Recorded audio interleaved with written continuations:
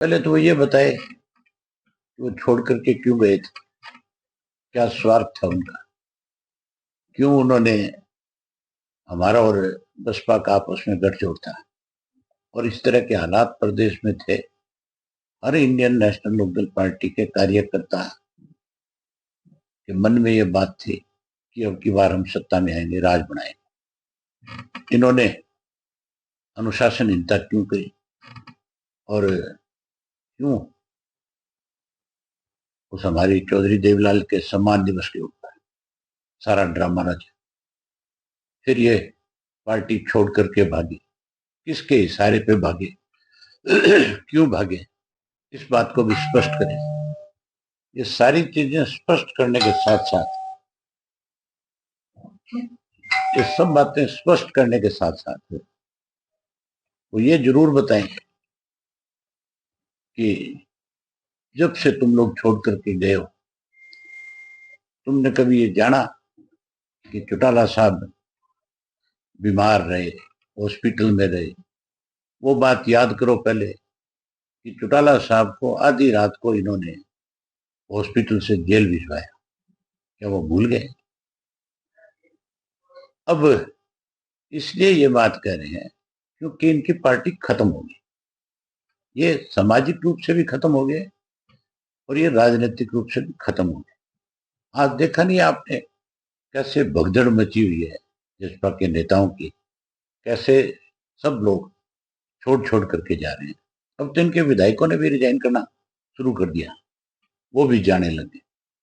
और चौटाला साहब ने बड़े साफ शब्दों में कई दफा ये बात कही कि हमारा इनसे कोई वास्ता नहीं, ये गद्दार है, इन्होंने हमारी पार्टी की पीठ में छुरा घोंपा है। चौटाला साहब के साथ इन्होंने दगा किया, धोखा किया, जिनकी वजह से इनका राजनीतिक कैरियर बना। चौटाला साहब की वजह से ही अजय सिंह एमपी बना, चौटाला साहब की वजह से अजय सिंह राज्यसभा का मेंबर बना, चौटाला साहब की वजह से एमएलए बना, उसकी वाइफ एमएलए बनी, उसका बेटा एमपी बना। ये सारी की सारी देन इंडियन नेशनल लोकदल पार्टी की थी। अब की बार अपने दम के ऊपर 10 सीट जीत के आए थे। आगे मुझे लगता नहीं कि ये कहीं मुंह दिखाने लायक भी बचे। ये नॉमिनेशन फाइल करने से भी डरेंगे, इनको ये डर रहेगा कि तुम्हारी जमानत नहीं बचेगी। जो ये कहते थे रोजाना कि एक एक थी इनेलो, लोग ये कहेंगे। आज उस अजय सिंह को फिर इनेलो याद कैसे आ गई? आज वो फिर ये कैसे कहते हैं कि हमें बुलाए तो आज हम चले जाए? उनको कहो कि तुम्हारे जो बोल थे, जो शब्द तुमने बोले थे, पहले उनको ध्यान दो कि क्या कहा था। तुम किस बेशर्मी पे चले गए थे, तुमने किस तरह से इस प्रदेश को दोनों हाथों से लूटने का काम किया।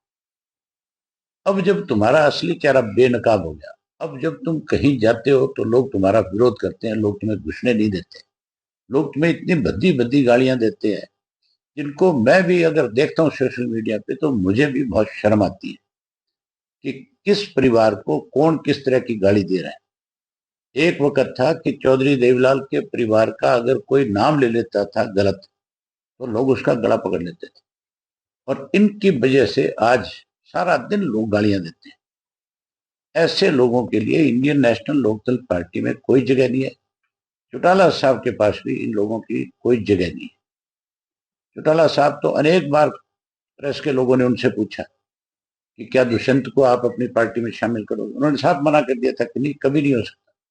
ऐसे लोग जिन्होंने पार्टी को तोड़ने का काम किया, जो स्वार्थी थे, जो बेईमान थे, जिन्होंने लूटने का काम किया है, हम ऐसे लोगों को अपनी पार्टी में नहीं लेंगे। ये अनुशासनहीन लोग थे। ये नई बात थोड़ी थी अजय सिंह के लिए, ये तो बहुत पहले से इस तरह की चीजों में इन्वॉल्व था।